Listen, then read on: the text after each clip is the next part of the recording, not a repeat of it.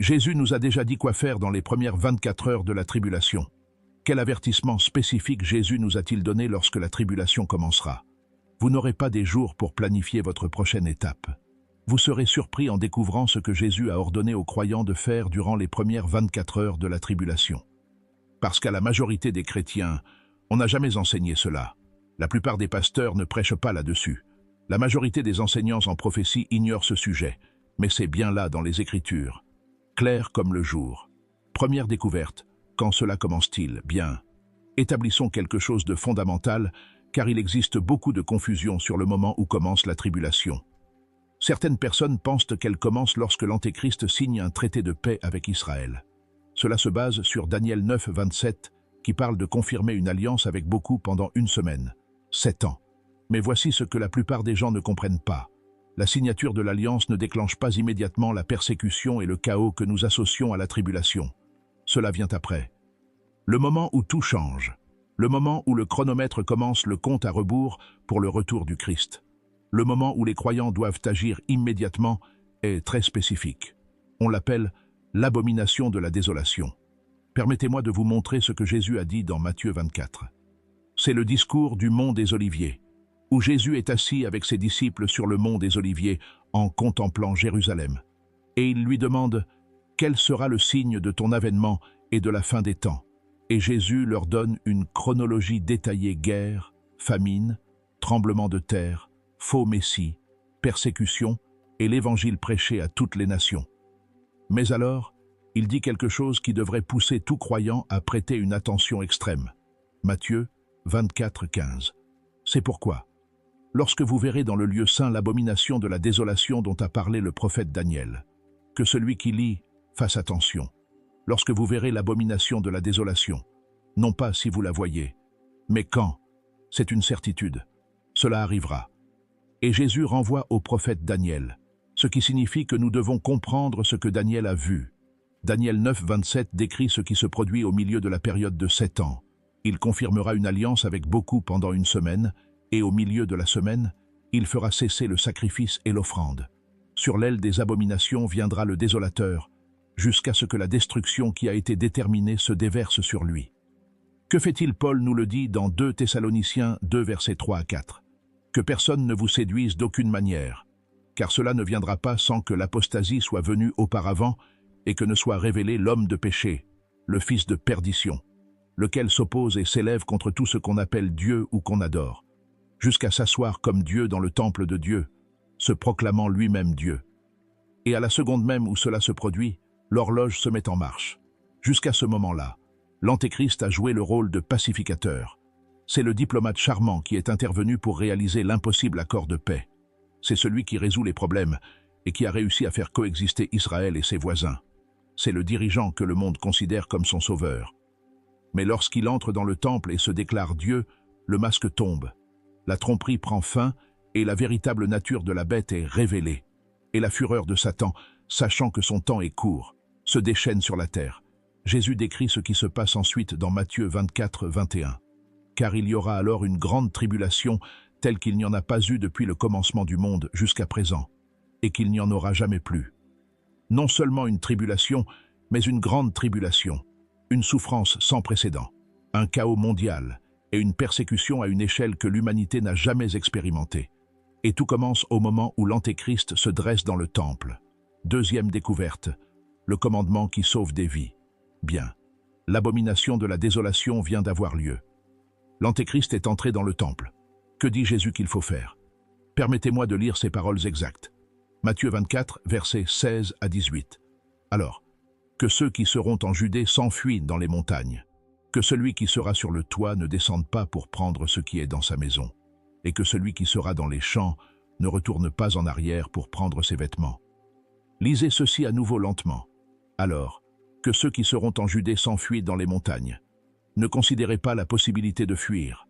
Ne pensez pas à partir. Ne vous préparez pas à évacuer. Fuyez immédiatement.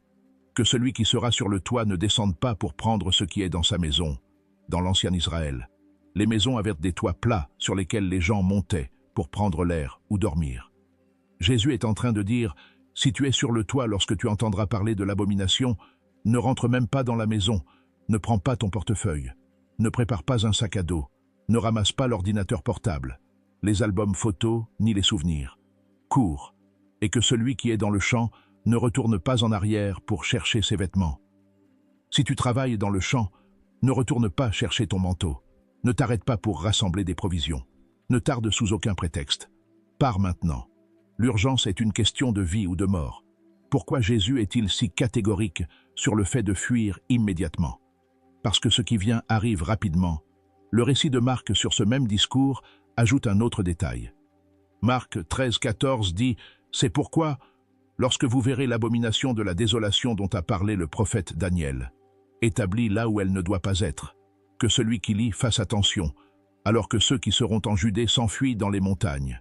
Que celui qui sera sur le toit ne descende pas et n'entre pas dans la maison pour prendre quelque chose, et que celui qui sera dans le champ ne retourne pas en arrière pour chercher son manteau là où il ne doit pas être. » L'abomination n'est pas seulement un concept spirituel, mais un acte physique réalisé par une personne physique dans un lieu physique où elle n'a pas le droit d'être, et au moment où elle s'y tient, une réaction en chaîne commence.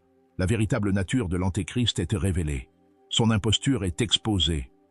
Et ceux qui comprennent ce qui vient de se passer, les croyants qui connaissent leur Bible et les Juifs qui reconnaissent le blasphème, deviennent des cibles, parce que, une fois que l'Antéchrist se proclame Dieu, il ne peut pas permettre à quelqu'un qui refuse de l'adorer de vivre librement. Ils sont une menace pour son autorité, un défi à sa divinité et un rappel qu'il est une fraude. C'est pourquoi il les persécutera. L'opportunité d'échapper est limitée et se referme rapidement. Mais vers où doivent-ils fuir? C'est la question qui doit être dans votre esprit. Jésus dit de fuir vers les montagnes. Mais vers quelles montagnes Israël a des montagnes? La Judée a des montagnes. Il existe des chaînes de montagnes dans tout le Moyen-Orient. Alors, auxquelles se réfère-t-il spécifiquement?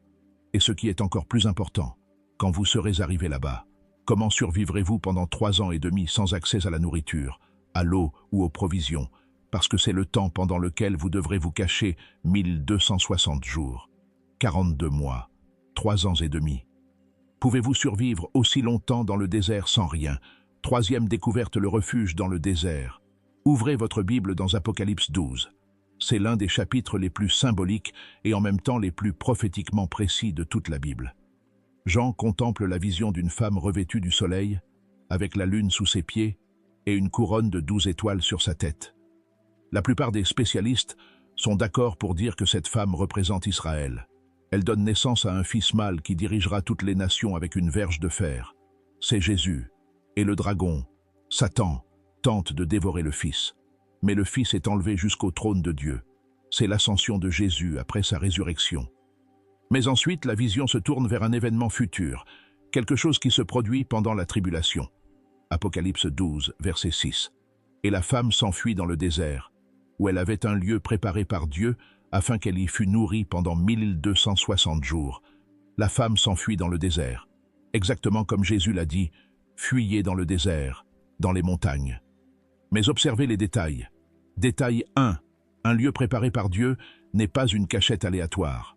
Ce n'est pas une grotte que quelqu'un trouve par hasard. C'est un lieu préparé par Dieu, préparé au temps passé, déjà disposé, déjà désigné, avant même que ne commence la tribulation, avant que l'Antéchrist ne soit révélé, et avant que ne se produise l'abomination de la désolation. Dieu a déjà choisi le lieu vers lequel fuira son peuple. Il l'a préparé, l'a mis à part et l'a rendu prêt. Détail 2, afin qu'on l'y nourrisse? Non, elle ne luttera pas pour survivre. Elle n'aura pas à chercher ni à ramasser des choses. De la même manière que cela s'est produit avec Élie, lorsque Dieu a envoyé des corbeaux pour lui apporter du pain et de la viande 2 fois par jour. Tout comme Jésus a nourri 5000 personnes avec 5 pains et 2 poissons. Dieu ne vous appelle pas dans un endroit pour ensuite vous y abandonner et vous laisser mourir de faim. Il pourvoit. Détail 3.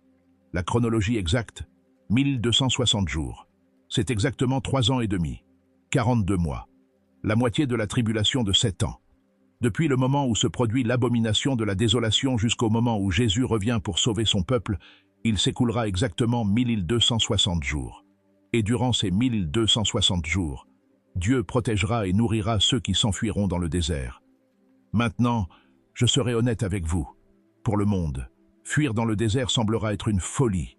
Cela semblera signifier que vous abandonnez, que vous fuyez ce que vous avez construit, votre maison, votre carrière, vos biens, votre confort et votre sécurité.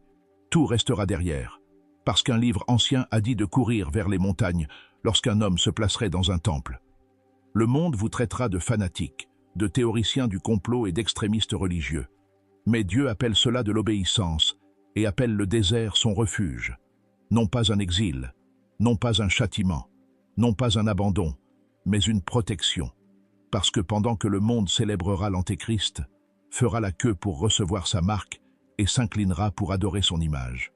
Ceux qui seront dans le désert seront les seules personnes libres sur la terre, les seuls qui ne seront pas asservis par le système de la bête, les seuls qui refusent de vendre leur âme pour survivre. Et Dieu les trouvera là. Mais voici la question que vous avez probablement en tête. Où se trouve ce lieu préparé? Quel désert? Quelle montagne? La prophétie nous fournit quelques indices. Quatrième découverte, les coordonnées cachées dans la prophétie. Bien.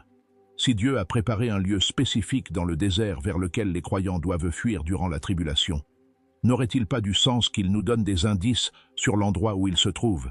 Et la réponse est qu'il en a donné. Tout au long des prophéties de l'Ancien Testament, il existe plusieurs passages qui décrivent un refuge, une cachette, un lieu dans lequel le peuple de Dieu sera protégé durant une période de grande détresse. Et lorsque vous rassemblez ces passages, une image apparaît, un lieu géographique spécifique qui correspond à chaque détail. Permettez-moi de vous montrer le premier indice, qui est Pétra. Si vous n'avez jamais vu de photographie de Pétra, permettez-moi de la décrire. Pétra est une ancienne cité taillée directement dans des falaises de grès rouge rosé. Elle était la capitale du royaume nabatéen il y a plus de 2000 ans. La seule façon d'entrer dans Pétra est d'emprunter un défilé étroit appelé le Siq. C'est un passage naturel qui, à certains endroits, mesure environ 3 mètres de largeur et serpente entre de très hautes falaises qui s'élèvent à plus de 75 mètres de hauteur. Vous marchez dans cet étroit canyon sur plus d'1 kilomètre. Et tout à coup, le passage s'ouvre et vous vous trouvez en face du trésor. Une immense façade de temple taillée dans la surface de la roche.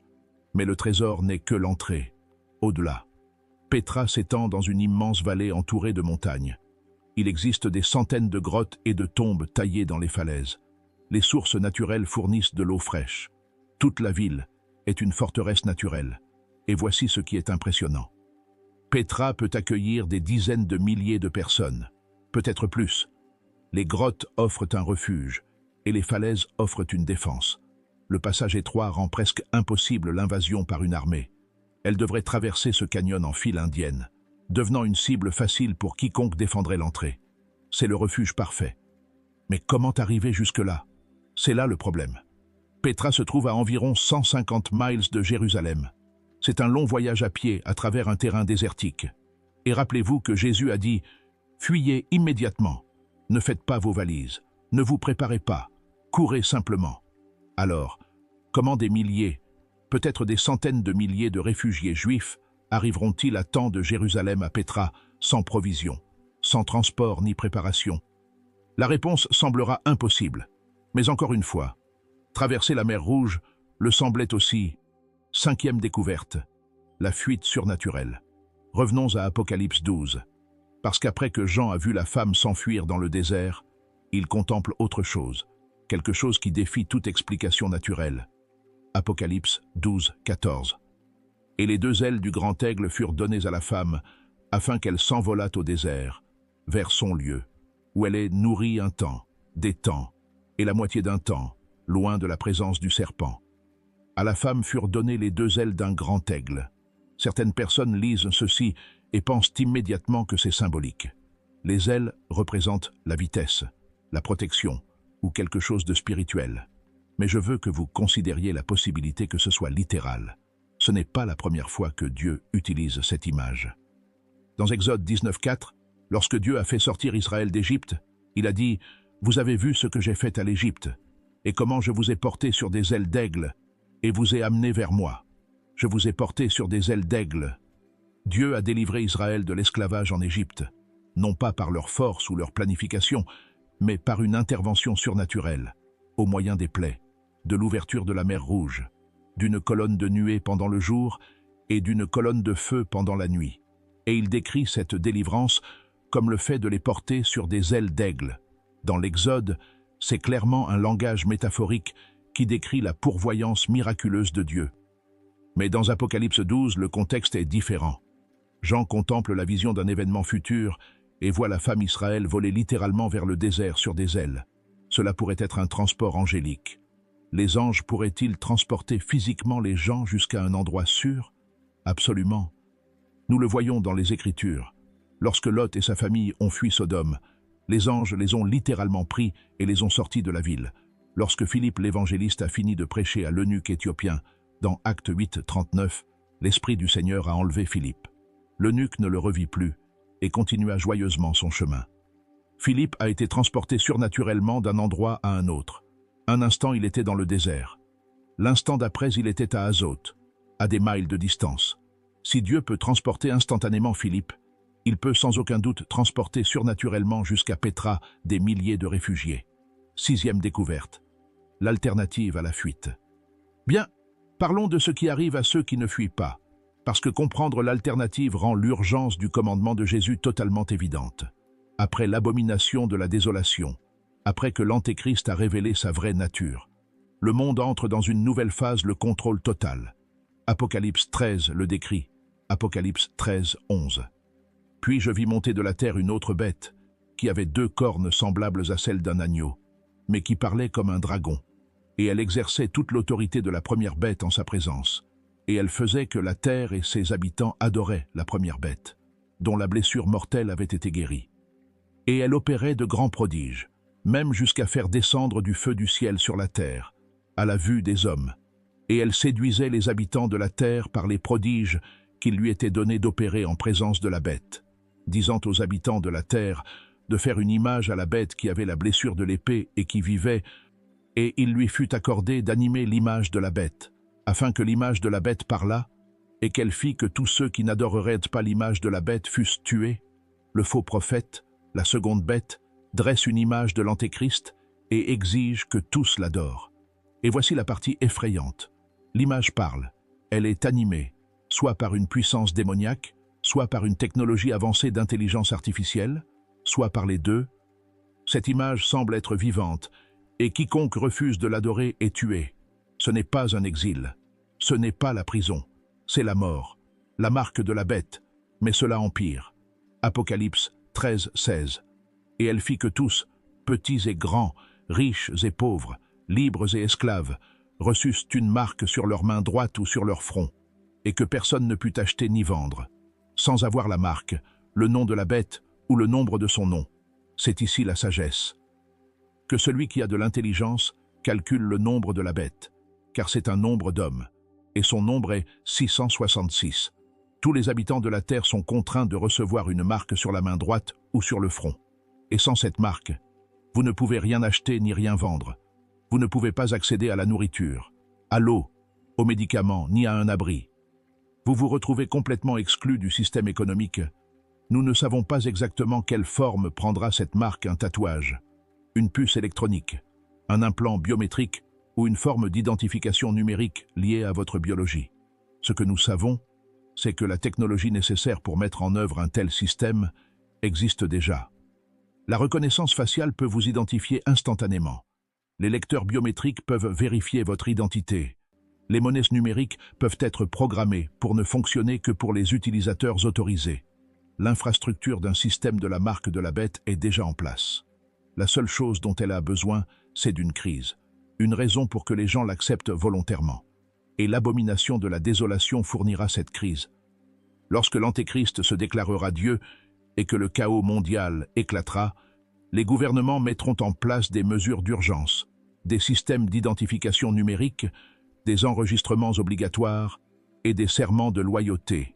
Et les gens obéiront parce qu'ils sont terrorisés, parce qu'ils veulent la sécurité et parce qu'ils désirent avoir accès à la nourriture et aux provisions. Le choix. Voici le choix auquel seront confrontés tous ceux qui resteront en arrière: recevoir la marque et adorer la bête, ou refuser et mourir. Compromettre sa foi pour survivre physiquement, ou rester fidèle et être martyrisé.